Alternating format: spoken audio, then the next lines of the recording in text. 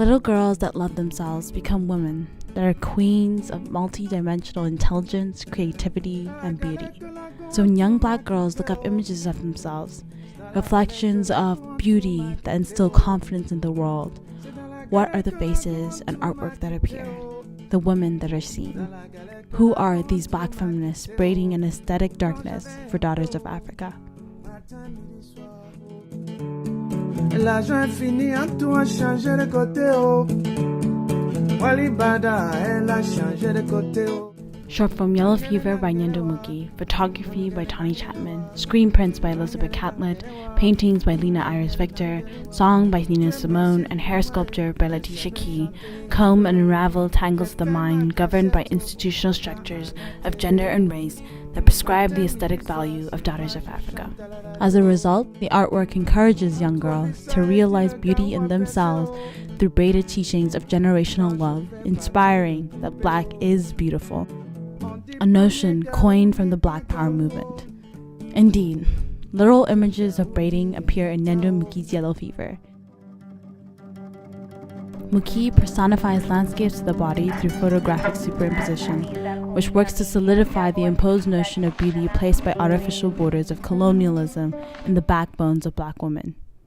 Yet, as Muki contrasts this with cascades of Black hair and the braiding of her and her sister's hair, it gives the effect that new roots are being laid down and braided. The idea of new roots also presents itself in Tawny Chapman's Not Buried But Planted series. Chapman uses superimposition in the placing of blooming flowers in young girls' hair, which presents a duality of roots of the soil and roots of the mind. The image of plowing the land and braiding roots allows the viewer to associate the beauty of the flower to the young girls. These artworks work to rebraid the foundations of beauty that grow from the minds of younger generations.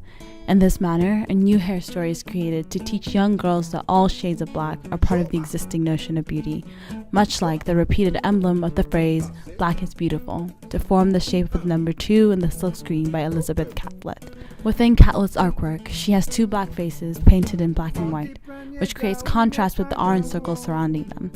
Due to the rhythmic nature of the circles, the viewer's gaze is constantly redirected to these figures, which works to focus on an aesthetic darkness behind the imagery of the Black figure. There's a visual emphasis that Black is beautiful too, and this notion instills itself in love across generations. Daughters of Africa, both in the past and present, seem to work with skin pigmentation as a tool and medium to color the imaginings of notions of an aesthetic darkness. This is done by Catlett, a trailblazer of the Martin Luther King generation and the Civil Rights Movement, whose work paved the way to braid and color new shades of the Black aesthetic in a time when love and aesthetic value was needed by daughters of Africa. In paintings by Lena Iris Victor, notions of Black as being the bearer of all light and color are exalted in the presentations of the Black female nude in extremely opaque black. Victor interlaces and braids the skin of the Black woman by adorning and sacralizing it with gold. Her use of skin pigmentation and blackness alongside gold work to elevate the aesthetic darkness of daughters of Africa, an interconnected desire that echoes across generations. Role models like these women set the groundwork for creating love and self-worth across race, gender, and beauty. I remember, inspiration is a very strange thing. Sometimes it just happens like a light. And I remember getting a feeling in my body. And I said, that's it. To be young, gifted, and Black, that's all.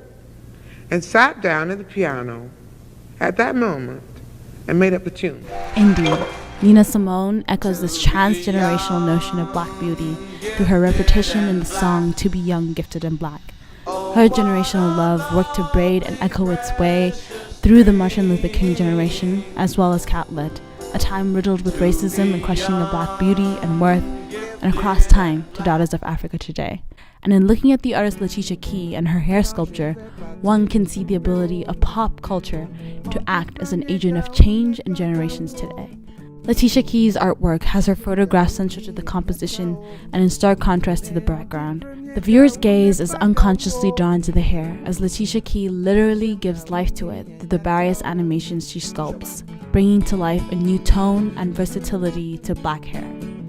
Artwork of Daughters of Africa in the contemporary era worked to, figuratively and physically, braid new images and imaginations of the beauty of Black women, much like Muki, Chapman, Catlett, Simone, Victor, Letitia Key.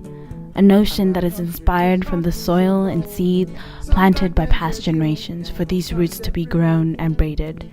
These binds or braids of intergenerational love reclaim a sense of connection and interconnectedness across Daughters of Africa, which consequently reinvents and rebraids notions of their cultural and aesthetic value.